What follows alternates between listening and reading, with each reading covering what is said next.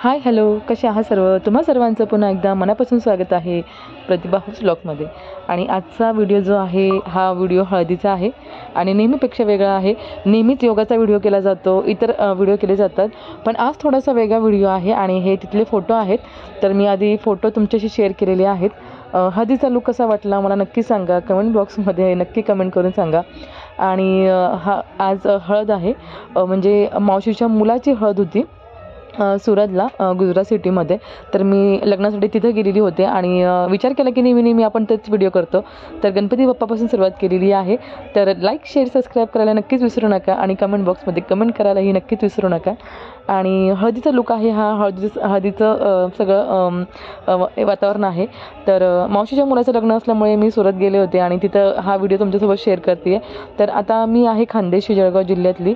तर आणि मावशीच्या मुलाचं लग्न तिकडे सुरतकडे होतं, पण आमच्याकडे लग्न कशा पद्धतीने होतं विचार केला तुमच्यासोबत थोडं शेअर करावं. आणि हे तिथलं सगळं डेकोरेशन आहे. सगळे नातेवाईक गचागच भरलेले होते आणि सगळ्या नातेवाईकांना खूप दिवसांनी भेटण्याचा प्रसंग आला हा लग्नाच्या निमित्ताने. आणि खूप छान वाटलं.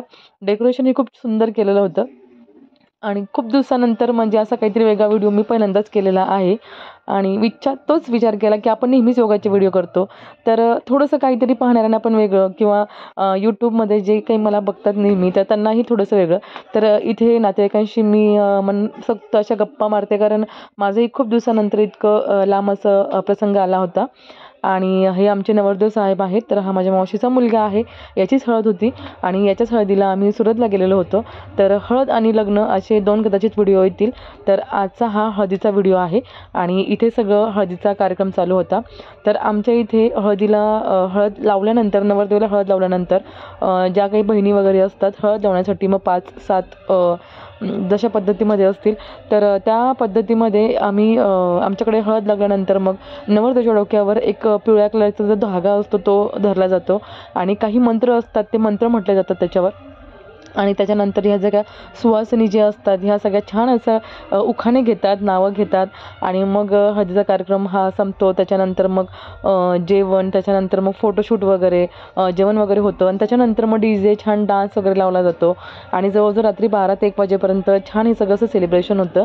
आणि आता खानदेशचे कोणी जर माझे हे व्हिडिओ बघत असतील तर कदाचित त्यांना सगळेच रीतिरिवाज माहिती आहेत, पण कसं असतं की प्रत्येक ठिकाणचं सगळं रिवाज वेगळे असतात, पद्धती वेगळ्या असतात.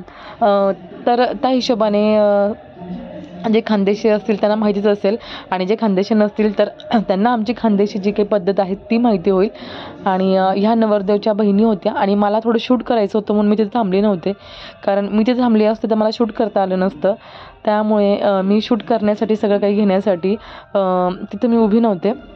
नवरदेवाला हळद लागल्यानंतर मी माझ्या मोबाईलमध्ये सगळं शूट करण्यासाठी सगळ्या गोष्टी म्हणजे बघत होते की मला कोणता व्हिडिओ घेता येईल आणि कोणतं शेअर करता येईल तुमच्यासोबत. आणि आता याच्यानंतर काय होतं ना की आम्ही सगळ्यांनी नातेवाईकाशी छान गप्पा मारल्या, फोटोशूट केलं. तर आता नवरदेवाला ओवाळणी टाकायची असते हळद झाल्यानंतर. तर हळद झाली, त्याच्यानंतर ते सगळं जे काही मंत्र वगैरे म्हणायचे असतात ते सगळं झालं आणि आम्ही सर्व मैत्रिणी आणि बहिणी मिळून आम्ही सगळं छान असं नवरदेवाला नवरदेवाच्या डोक्यावर आम्ही ओवाळणी टाकत होतो. तर इथे एक माझी मावशीची मुलगी आहे, मध्ये जी उभी आहे ती माझी सख्खी बहीण आहे. त्याच्यानंतर मी आहे, आराध्या आहे आणि बहिणीची मुलगी आहे आणि मावशीच्या मुलीची मुलगी जी नवरदेवाच्या मांडीवर बसलेली आहे, निदिशा.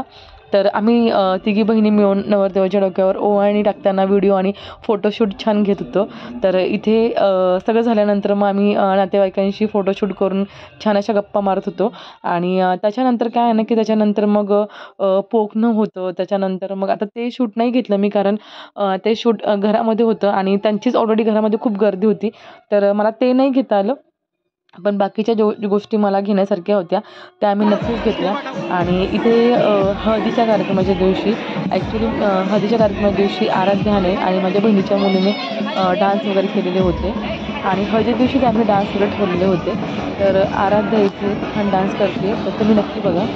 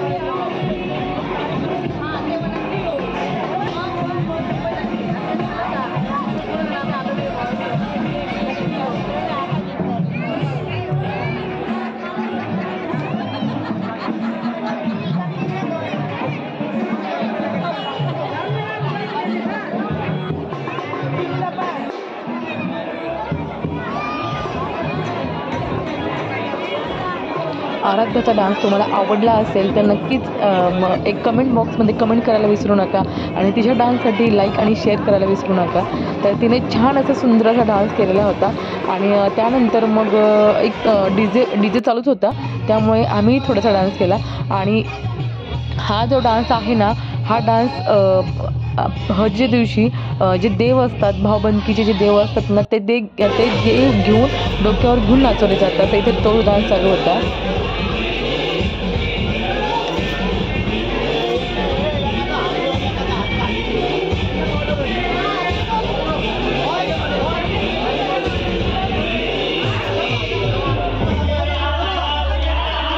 आणि इथे आम्ही सर्वांनी मिळून त्या डीजेवर छान डान्स केला. त्याच्यानंतर जेवणाचा कार्यक्रम झाला आणि आम्ही सर्वांनी जेवणाचं सगळं आपटून घेतलं आणि त्याच्यानंतर पुन्हा एकदा मग डीजे लावला आणि पुन्हा जवळजवळ भरपूर वेळ आम्ही नाचलो आणि बिनधास्त छान असं नाचलो. कारण आपण एकांतामध्ये नेहमीच नसतो, पण असं सगळ्यांसमोर फक्त लग्नामध्ये आपण नाचू शकतो. तर छान आम्ही खूप छान प्रकारे हा हळदीचा कार्यक्रम आम्ही सेलिब्रेट केला, छान एन्जॉय केला. आणि तुम्हाला हा व्हिडिओ कसा वाटला मला नक्की सांगा आणि सगळं हे सेलिब्रेशन कसं वाटलं मला नक्की सांगा. तर आम्ही सर्व मिळून आता जसे जसे गाणी लागत होते त्या पद्धतीने आम्ही डान्स करतो.